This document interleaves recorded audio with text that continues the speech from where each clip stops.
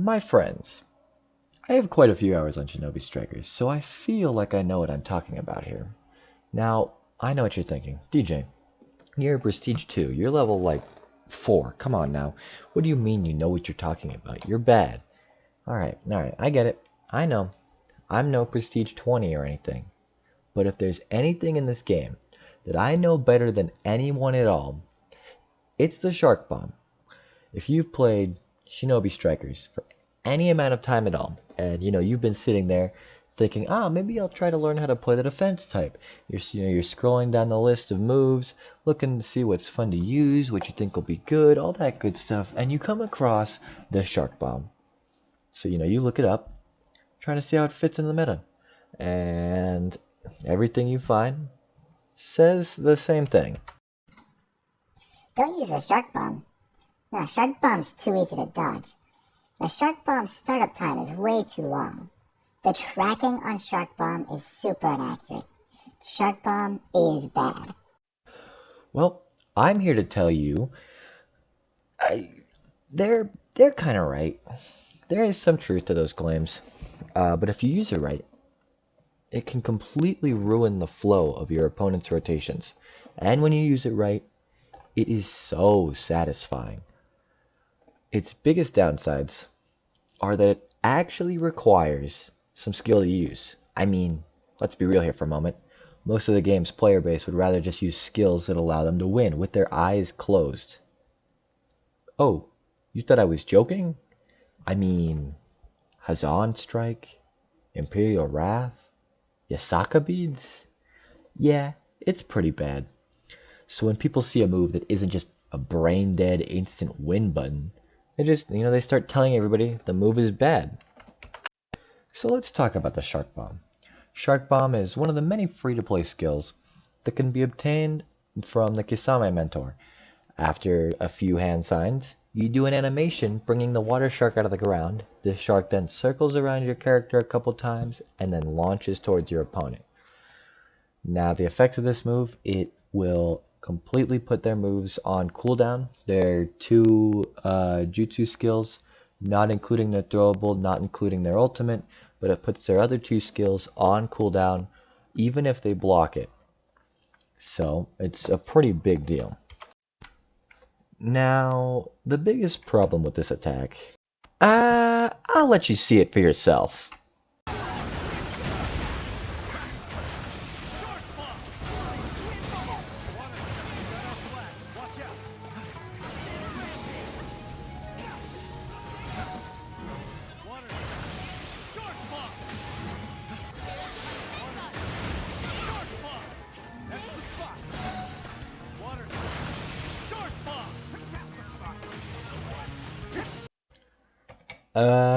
Yeah, if you just throw it out there without any kind of setup, that will probably happen. A lot. Even when they don't know it's coming, there's still a very strong chance that it will miss.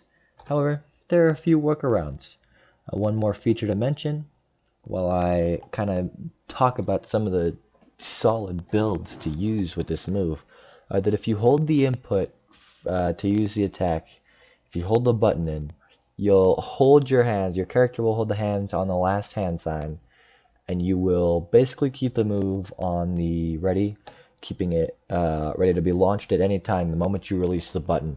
When you do this, however, you can't chakra jump or it'll cancel the move entirely, and you can't use a wired kunai for the same reason, but if somebody tries to charge you, you can hit the move. Yeah, if they try to charge you while you're holding down your hand signs, they're going to get smacked up real hard. On top of that, though, knowing that you can hold the move's charge for elongated periods of times means you can use one of your light combos with any kind of wet ninja tool, knock them to the ground, ragdoll them to the floor, and then start getting the move ready. Hold the button down, and as you walk toward them, release the skill as they're getting up. It'll hit them as the shark is spinning around you, and they will lose all of their cooldowns instantly. Additionally, wall splats, i.e. you knocking your opponent into a wall, who then sticks there on the wall for a moment and then starts to fall to the ground, allowing you for free combos, pretty much guarantees the Shark Bomb is going to hit. Something else to remember is that you have a second jutsu slot. So depending on your skills and your knowledge of the game mechanics, there are numerous moves that can increase the accuracy of the Shark Bomb. As you'll see in the gameplay, I ran 4 different builds using Hazan Strike, Demon Hunter, or if you're playing without any DLC, completely free to play, Snake Thrust and Sand Shower. Provide great setup for the Shark Bomb, as Hazan Strike and Demon Hunter pretty much guarantee combos, allowing you to fish for wall splats. Whereas the Snake Thrust can block break, and even if they don't block, the knockdown will give you plenty of time to summon that shark. Finally, the Sand Shower causes the opponent to slow down. They lose so much movement speed. This, on top of maybe a Smoke Bomb to stun them, pretty much guarantees a shark. Like, there's no way they're going to dodge it at this point. Of course, there is counterplay. What is it though? Well, so few people actually run the Shark Bomb, and even fewer know how to use it properly, that oftentimes you don't even actually need to know how to counter it. But it is still important, just in case you happen to run into me in game, because I am trying to catch that smoke.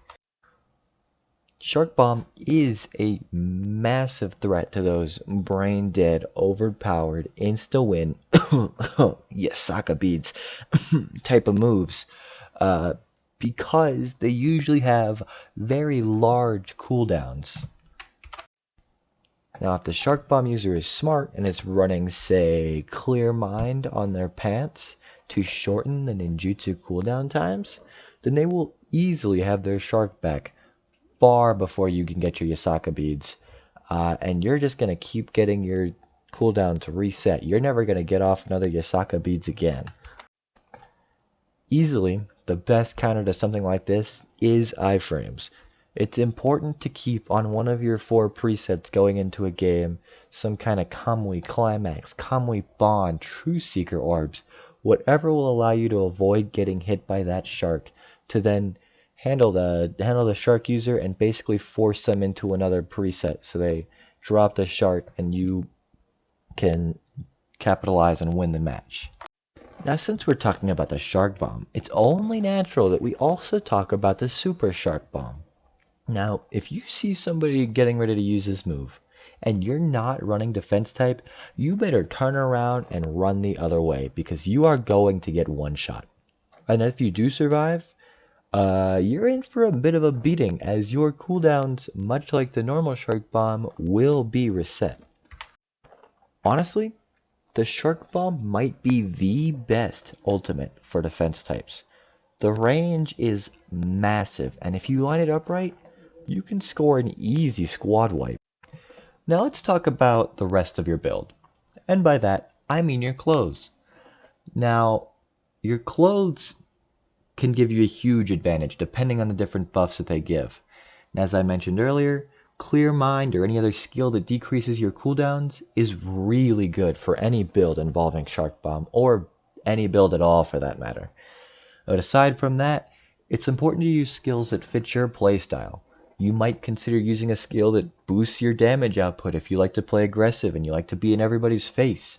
Maybe if you're running Demon Hunter, a skill that gives you a buff when you're at low health, since Demon Hunter will give you health back once you hit your opponent. Whatever you choose to add, you should be sure to take advantage of the buffs you are given whenever you have the chance. Anyways, there's not much more to be said. There's a lot that can be done with the Shark Bomb, and a lot of builds that I didn't even mention in this video. So if you come up with any cool ideas, do let me know. I'd love to hear your suggestions, and I'd love to play around with them. Anyways, guys, real talk here for a moment. This is easily the most high effort video that I have made yet. Between the gameplay footage, the passion, the planning, and I have absolutely loved it. So if you want to see more of this, more ability analysis videos, more of this higher end editing, let me know down in the comments. Leave a like and maybe consider subscribing. I mean, it's completely free, and I'm trying to hit that first big milestone of 50 subs as I try to get my channel off the ground and running again. But that will do it for me. So until next time, I will see you guys later.